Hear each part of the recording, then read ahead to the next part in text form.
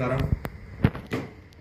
ఈరోజు రాజంపేట్ పార్లమెంట్ కార్యాలయం నందు జిల్లా అధ్యక్షులు నూతనంగా ఎన్నిక కాబడిన సుగవాసి ప్రసాద్ బాబు గారి ఆదేశానుసారం నిన్న రాష్ట్ర వ్యాప్తంగా వైఎస్ఆర్సీపీ శ్రేణులు, అదేవిధంగా మదనపల్లి నియోజకవర్గ బాధ్యులు నిసార్ అహ్మద్, కొంతమంది వైసీపీ నాయకులు ఆరోపణలు చేయడం జరిగింది. ఏమంటే లిఫ్ట్ ఇరిగేషన్ ప్రాజెక్టుల మీద రేవంత్ రెడ్డి తెలంగాణ అసెంబ్లీలో మాట్లాడిన మాటల మీద. వాస్తవంగా అధికారంలో ఉన్నప్పుడు 5 సంవత్సరాలు పరిపాలనకి టోటల్గా నిర్లక్ష్యం చేసి ప్రాజెక్టులు కాదు అభివృద్ధిని అంతా టోటల్గా ధ్వంసం చేసింది జగన్మోహన్ రెడ్డి. ఈరోజు పార్టీ ఉనికిని కాపాడుకోవాలని లేనిపోని ఆరోపణలు చేస్తూ ప్రతిరోజు ప్రెస్ మీట్లు పెట్టి అసత్య ఆరోపణలు చేస్తూ ఉంటారు. ఎందుకంటే మీ పార్టీ పుట్టిందే అవినీతి మీద. అదే కాక చంద్రబాబు మీద మీరు ఆరోపణ చేయడం నిజంగా చాలా విడ్డూరంగా ఉంది. రాయలసీమకు మోసం చేసింది ఎవరంటే ఆ రోజు వైఎస్ జగన్మోహన్ రెడ్డి, వాళ్ళ తండ్రి వైఎస్ రాజశేఖర రెడ్డి, తర్వాత మీరు అన్ని ప్రాంతాలకు సమన్వయం చేసి అభివృద్ధితో పాటు సంక్షేమానికి అందిస్తున్న ఏకైక వ్యక్తి దేశంలో ఎవరున్నారంటే చంద్రబాబు నాయుడు. ఈరోజు మీరు ఈ ప్రాజెక్టుల గురించి, అదేవిధంగా మీరు చేస్తున్న ఆరోపణలో ఏమాత్రం మీరు మాటలకి పొంతన లేకుండా ఉంది. ఎందుకంటే గతంలో రాష్ట్రం విడిపోయిన తర్వాత ప్రాజెక్టులకు కేంద్రం నుంచి అనుమతులు లేకుంటే కూడా డ్రిప్ ఇరిగేషన్, లిఫ్ట్ ఇరిగేషన్ కేవలం మీ సొంత ప్రయోజనాల కోసం అభివృద్ధి చేయాలనే ఉద్దేశంతో ఆ రోజు వేల కోట్లలో మీరు మీ అనుచరులకు మీకు పని జరగదని కూడా ప్రాజెక్ట్ స్టార్ట్ చేసింది మీరు కాదా? ఆ రోజు కేంద్రంలో ఉన్న జలవనరుల శక్తి కానీ, అదేవిధంగా కేంద్రం నుంచి అనుమతులు రాకుండా కూడా ప్రాజెక్టు స్టార్ట్ చేసి ఆ రోజు మీకు ఇప్పుడు మొత్తంగా చూడండి, టోటల్గా ఆధారాలతో పాటు మొత్తం ఉన్నాయి. అనుమతి లేకుండా ప్రాజెక్టుల్లో కేంద్రం ఆదేశించినారని చెప్పి స్టార్ట్ చేసి 2020 జూన్ 30వ తేదీ మీరు స్టార్ట్ చేసినారు. రాయలసీమ ఇరిగేషన్ ప్రాజెక్టుల మీద నిర్మాణాన్ని ఆపాలని ఎస్జిటి ఆ రోజు ఆదేశం ఇచ్చింది.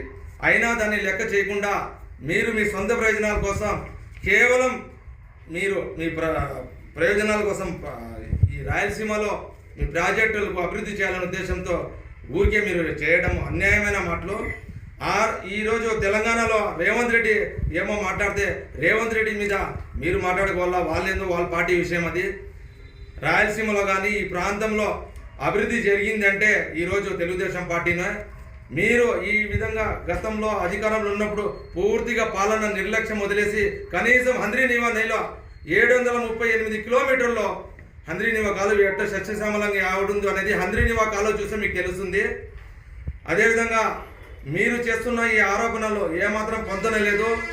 నిసార్ అహ్మద్ గారు చదువుకున్నారు కానీ కొంచెం కూడా జ్ఞానం లేదు. మా అక్క షమీం అక్క మాట్లాడుతుంది, నిసార్ అన్న మాట్లాడతాడు ఏదో ప్రెస్ మీట్లో మైక్ పెట్టుకొని. వాస్తవాలు తెలుసుకొని ఏముంది ఏమనేది వాస్తవాలతో మాట్లాడితే మీకు బాగుంటుందని తెలుగుదేశం పార్టీ తరఫున మీకు విజ్ఞప్తి చేస్తున్నాం. ఏదో ఒకటి పేపర్ ఉందని చేసుకుని పేపర్లో చదువుకుంటూ మైక్ ఉందని మాట్లాడితే ఈ పద్ధతి కాదు. ఇప్పటికే 11 సీట్లు పరిమితమైనారు మీరు, ఆ 11 కూడా నిలుపుకోలేరు మీరు. కాబట్టి మీరు ఆలోచించి సబ్జెక్ట్ మాట్లాడండి. మీరు ప్రతిపక్షంలో ఉండారు కాబట్టి మీరు ఇచ్చిన మంచి విలువైన సలహాలు, సూచనలు పార్టీ తప్పకుండా మేము సూచనలు వస్తే దాన్ని మేము ఏమైనా మంచిది ఉంటే తీసుకుంటాము.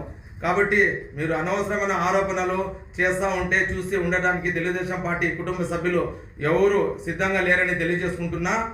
ఈరోజు మీరు చెప్పినట్టు 2025లో పర్యావరణం కోసం డిపిఆర్ ఇవ్వాలంటూ పర్యావరణ అటవీ శాఖ అప్రూవల్ కమిటీ కూడా సూచించింది. చూడండి వాస్తవాలు మొత్తం ఏమన్నది. ఈరోజు ఆంధ్రజ్యోతిలో, ఈనాడులో, అన్ని పత్రికల్లో గతంలో జరిగిన వాస్తవాలు ఏమనేది, మీరు చేసిన అన్యాయాలు, ప్రాజెక్టులు మీరు చేసిన నిర్లక్ష్యం వల్ల రాష్ట్రము రాయలసీమ ఏ విధంగా నిర్లక్ష్యం వల్ల ప్రాజెక్టులు ధ్వంసమైనాయో మనందరికీ తెలుసు.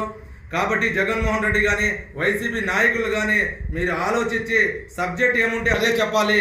ఏదో ఆరోపణలు చేసి మీరు ఆరోపణలు చేస్తే నిజమవుతుందంటే అది చాలా తప్పు. దయ ఉంచి మీరు ఆలోచించి మాట్లాడాలని, ఈ ప్రాజెక్టుల గురించి కానీ అభివృద్ధి కానీ సంక్షేమం కానీ మీరు మాట్లాడాలంటే మీ దగ్గర సబ్జెక్టు లేదు.